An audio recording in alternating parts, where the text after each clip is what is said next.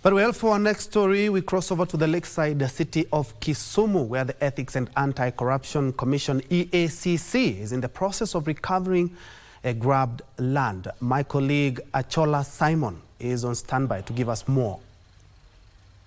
Good afternoon, Achola. If you can hear me, kindly bring us up to speed with what is happening.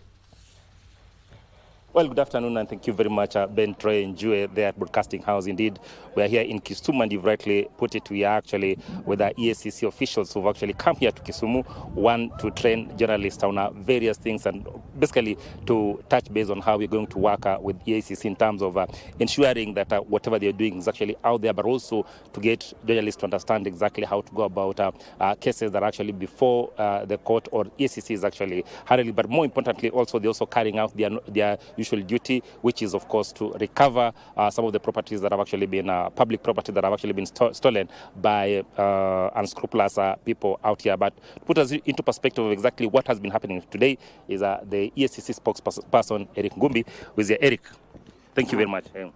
Thank you very much. Yes, today we were in Kisumu, and where we are standing is part of the property that have actually been recovered. Just put us into perspective what exactly has happened.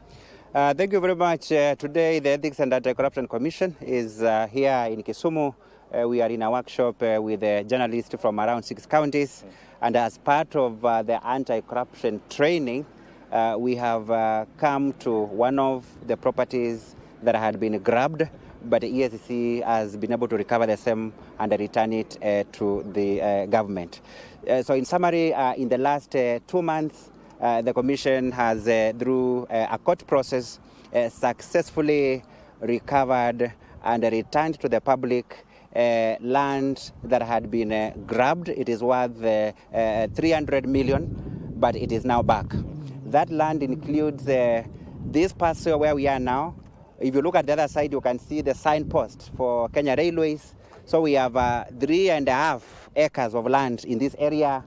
We are now behind the county headquarters. This property was grabbed, but Eacc has been able to recover it. Where we are now is a parcel belonging to Kenya Railways. On the other side, we've got a road. Somebody has a title deed to the road that you see behind us. Next there, we do have another parcel belonging to Kenya Railways. So cumulatively, in this area alone, we are talking about 3.5 acres valued at 180 million. Then we have a primary school, 7 acres of Victoria Primary School in Kisumu, which has been in the hands of grabbers, and we have been able to recover that, and it is also valued at about 100 million. Then across the other side, we do have a government house worth 20 million, which Eacc has recovered and has returned the same to the government. But Eric, let me also say that... just before you continue, okay. This is just 300 million worth of property that has actually been recovered, right? Yes. But very interesting is the fact that we have another whopping 10 billion property that is actually being pursued by Eacc in courts. That is true. Eacc has got very many cases before the Environment and Land Court, and as you say, it is true that we have recovery cases worth over 10 billion, and if you have time I can mention some of them. We have 18 acres belonging to Kibuya Market. We have 20 acres of land belonging to Kenya Prisons. This one is in the hands of grabbers, and they have sold to different individuals, including officials who have constructed there. We have got the land that Kenya Railways had leased to Aga Khan Hospital. Then some grabbers emerge with a title deed, and they have gone to court claiming ownership and seeking to evict Aga Khan. But Eacc has now joined in the matter to protect the interests of the public.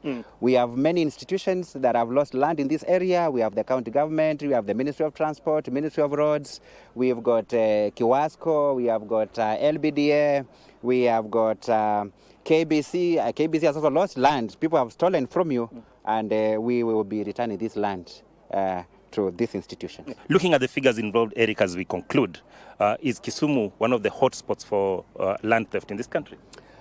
Oh yes, Kisumu is one of those counties that have a very high level of land grabbing. Of course, we have others where it is happening. Nakuru is another hotspot.